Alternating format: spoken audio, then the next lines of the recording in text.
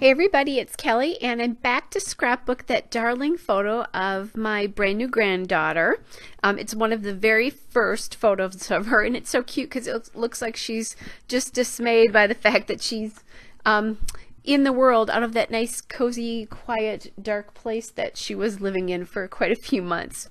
So anyway, I am going to start by mounting the photo on this chevron paper, which almost looks like stitches. That's from Bella Boulevard, the Freestyle Sophisticates collection, and it's the cotton candy paper. And I'm going to mount that on that background, which I think is just so darling with that little moon. And that's also Bella Boulevard, this Sweet Baby Girl collection, and it's the Just a Wink paper. So I couldn't resist it because it's just too darling. So I have this little stork die cut and I'm trying to figure out where to place him. And I decide that I'm going to do something with him, maybe over this journaling card. And that journaling card is just from a pack from Michael's, from me and my big ideas.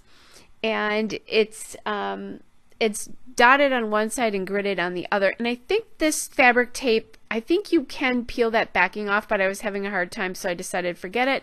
And I just took my ATG and now I'm going to wrap it around the top of the card. So essentially I am making my own card, and that's actually the back of another card. You saw that it was like a wedding card, but they weren't printed very well, so I didn't do that in my wedding giveaway. Then I found that Adore plaque, that pink one. I don't know how old that is. It's from years ago, from when I first started scrapbooking. So, but I pulled them out. I saw them in my stash and I thought, well, these will be great for scrapbooking her. Then I found that die cut there from Bella Boulevard that says Welcome to the World, and that is from the Sweet Baby Girl collection, and it's the paper pieces, which is what they call their die cuts. And then I also chose those bows there as well, and those are from the Bella Boulevard Bella bows, and they're the cotton candy bows. So I love that, you know, anything that's like that pink in the collection is cotton candy. That's the color of it. All right, so right now I have this stork sitting on top of the photo, but I'm not liking it because it looks like he's almost like trying to poop on her head or something awful. So that's not going to work. I am thinking about using this Bella Boulevard chipboard alphabet, but I'm not going to do that. It's too big. I want to get her first and middle name there. And her first name is Mia, so that would be really simple, but she's Mia Renee, so it would not have fit. I also thought about the letter stickers from the Sweet Baby Girl sticker sheet, but the problem with that is that they were way too close to the color of the background paper. So I'm going right now and I'm looking through the letters, other letters I have, and I find these, and they're kind of a nice sort of medium pink, so they really stand out against the background without being all in your face, I guess. That is a foam alphabet, and it is actually hard to get it off. But that is from the American Crafts Stickers. It's the Sprinkles alphabet in the raspberry colored colorway. So this one, this alphabet, I like it also because it's kind of playful, and I'm using my wax paper instead of my thicker guides. I keep forgetting. I'm so used to the wax paper, I just pull it. And I keep it around because I still do stickers and things like that, and I like it for that. So now I'm thinking, because, you know, Renee obviously has 3 E's in it,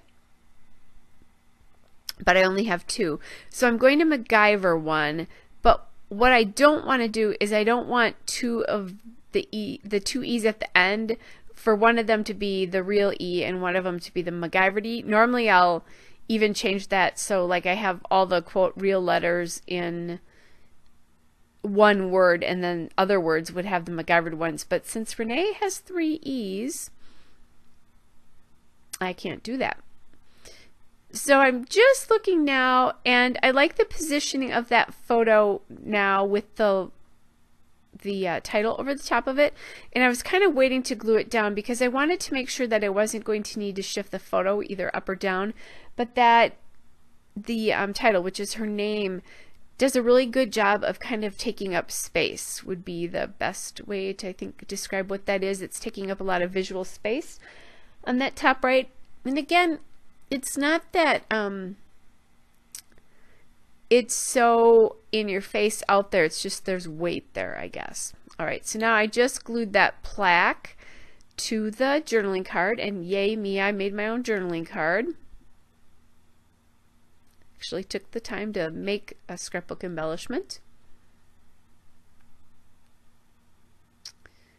All right, and then I also found this little die cut from that Sweet Baby Girl collection, and it says happy birthday, and birth being the day she was born versus her like a some. Well, you celebrate the day she was born, but you know what I mean, like a cake and ice cream kind of birthday. All right, so I like where that lands, and then I was just using my packaging for the bows there to help decide where that was going to land. I like how that one ended up there, kind of bridging the gap between the photo mat and the die cut and journaling card there. So now I'm just taking a peek there to make sure I'm getting that welcome to the world in the right spot. And then I'll just get the title down here. It's actually pretty easy just because it's fairly short and the letters are pretty big.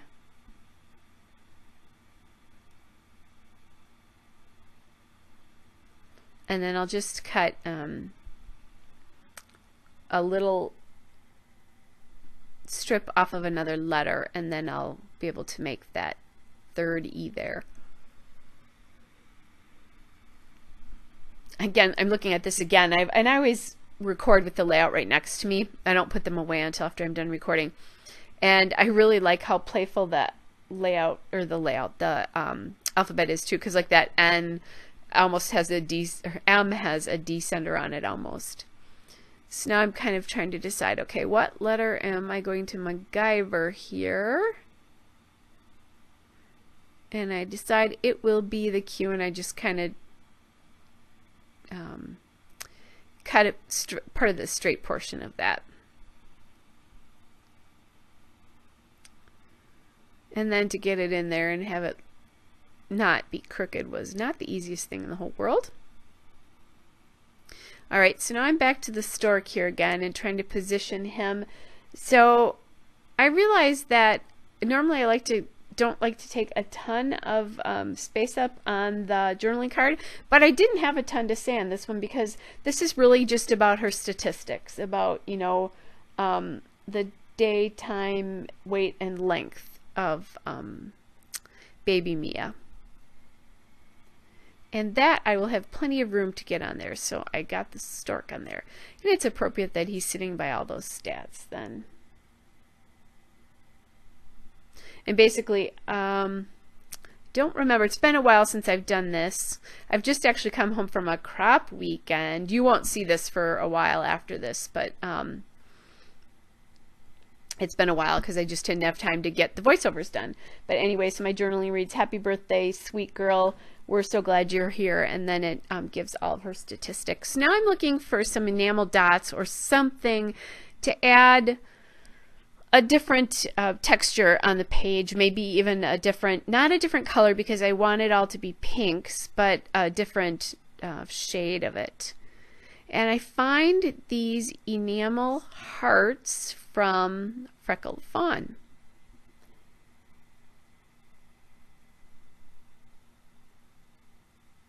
So I'm going to grab my tweezers here because these are like impossible to get off.